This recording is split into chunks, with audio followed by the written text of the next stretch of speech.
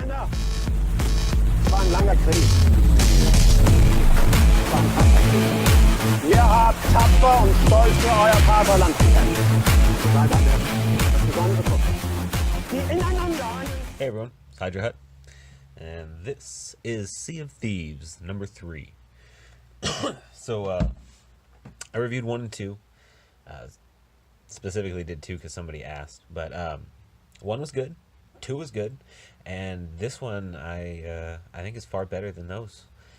It made me genuinely laugh a couple times. It's sticking right on with the story, and it had a really, really good cliffhanger at the end. Yeah, I was a big fan of this one. If you haven't been reading it, definitely say it's worth checking out. I have no idea if they're planning on doing trades or anything. I'm pretty sure Titan usually puts their stuff to trade, so if you don't want to jump in at 3, I'm sure you can wait. But it's well done, and I might give the game a shot just because the comic is good. Although I've heard mixed things about the game. But Jeremy Whitley is a good writer, and Roald Marcellus is doing great on the art. It's has kind of a cartoony feel to the art, I guess. Like you would expect animation to be done in this style. But it's also very expressive. And since this is probably more like a PG-13 style comic, it's very fitting for, I think, their target audience. Let's see here. Let's check out some credits. So yeah, Jeremy Whitley's writing, Roald Marcellus is doing the art, and colors are by Sakti Yawano. So I was planning on doing a whole review of this where I don't give away any spoilers, but it's really good. So if you're planning on checking it out and you haven't yet, I would say just go ahead and go out and shut this off and wait until after you've read this yourself. But otherwise, I am going to be probably spoiling some cliffhangers and whatnot. So, 5, 4, 3, 2, 1. All right. So we start off right where the last story left off, and that was with man, I'm blanking on her name, and I literally just finished reading this. Oh yeah, Alessia. And that was with Alessia running away from the encampment of skeletons. Lissetti, our female captain, she basically slaps some sense into her and tries to get a more coherent answer out of her, and that's when Seamark shows up, charging through, screaming the same thing, followed by a horde of skeletons. Really good banter back and forth between these two. It's just very casual without being like distracting. Seamark, of course, is just being a berserker out there. Doesn't pick up any weapons, just goes for some melee brutality, which is pretty cool. The guy who's beaten up has a little existential moment of realization about what just happened before losing his head. Unfortunately, though, Alessia does end up getting stabbed. And this is about the only like weird thing I noticed in the art is when Alessia gets stabbed, Lissetti has Naveed come and save her, and like that panel where she's saved, you got Lissetti being like a badass guard, right? And then Naveed is supposed to be like holding Alessia up, but it actually looks like Alessia is holding him up. I don't know, it's just a really weird way to support somebody. And it's awkward. That's the only odd thing I noticed about the art in this entirely. Juxtaposed to that crew, we got DeMarco's crew, who spent all night partying and drinking, and they wake up to realize that their ship is getting stolen. Also a little bit of fan service, that's why I say probably PG-13.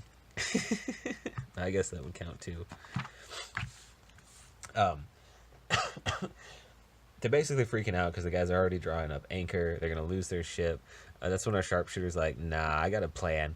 They dig out a cannon, and she basically offers to shoot DeMarco back to his ship. He's not having it, but Mel says she trusts her, gets in the cannon, and lets her get fired off. Nice little full cover spread. I'm going to say that Hydra supports thick hips and thick thighs. That's all of Hydra. After getting launched out of the cannon, we jump back to the other ship where they're still fighting these skeletons. The skeletons are obsessed with the treasure that they're trying to find, and they believe that there's treasure in the ship, so they're pretty determined to get on there. And we get a nice scuffle as they're leaving, which pretty much ends with Seamark blowing up the deck and fighting off the last of them as they pull away. Back on the ship that was just stolen from DeMarco's crew, we got our our bad guy pirates, I guess you could say, our current antagonist pirates. I thought that was funny. They're basically bragging and laughing about what they did, and then that's when Mel shows up. She cuts the mainsail, basically hits the mainsail and slides down it with her knives, and then starts going to war. We also see Slopper, who is the son of a baron, get launched through the same hole that she cut in the mainsail and flip right out into the ocean. And then they finally shoot off DeMarco. Really solid fight with some humorous dialogue throughout. I guess I should have just read all this stuff since I said I was going to be spoiling it, but whatever. They did a really, really good job with Mel and DeMarco's relationship. In fact, I am going to read this because throughout this whole thing, they're very open with Mel's sexual... Not open. They're very... they allude to what Mel's sexuality is, because, I mean, clearly she's got the mental illness haircut.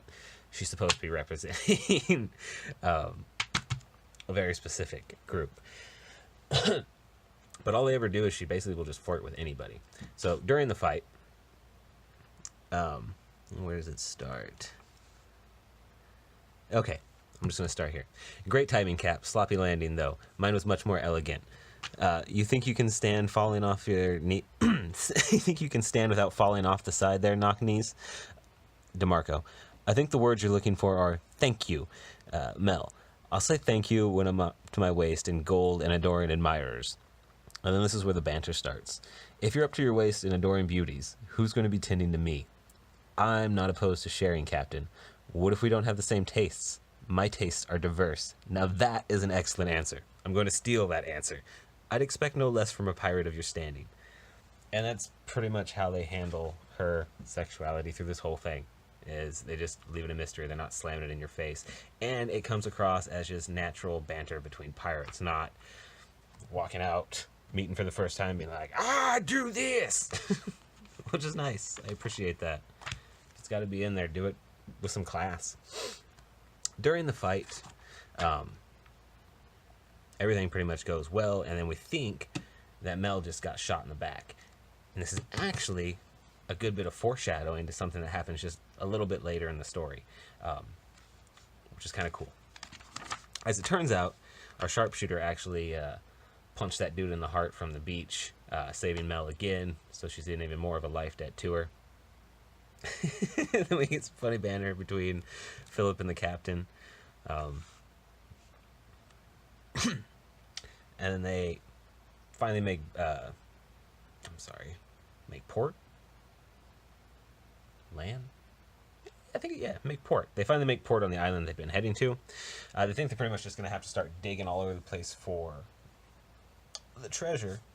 But that's when Philip sees the map light up, because it's supposed to light up when they get here, as we found out in the first two stories. Of course, it's a trap. DeMarco's sister, Lissetti, is already there waiting. The dialogue for here I thought was hilarious, and I'm not going to bother reading it because I'm not going to do voices and it'll just sound stupid. But it ends up breaking down into basically everybody's trying to get this map. Philip, the slot boy, he gets it. Alessia ends up running him down and stealing it from him. And then this is where the big cliffhanger is, and this is really, honestly, the biggest spoiler. So if you've gone this far and you really care, leave now. So she takes the map, we flip the page, and that's when she realizes that she's been shot. And she falls, and we see our sharpshooter. Now, through this whole story, Mel and Alessia, Mel is and Alessia. They're originally partners. Alessia stabbed her in the back, and basically betrayed her. So DeMarco took her in. Mel and this girl were like brutal enemies, but they ended up bonding and becoming friends. Now her new friend just killed her old friend. So it should be pretty good place to start off for the next book, or next issue. Anyway, that was Sea of Thieves. This is by Titan Comics.